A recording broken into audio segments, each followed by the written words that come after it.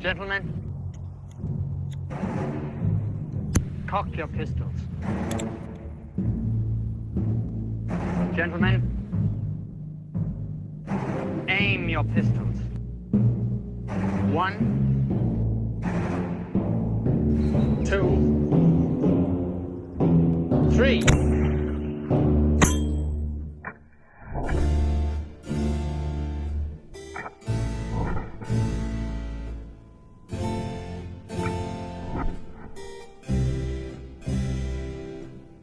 Is he dead?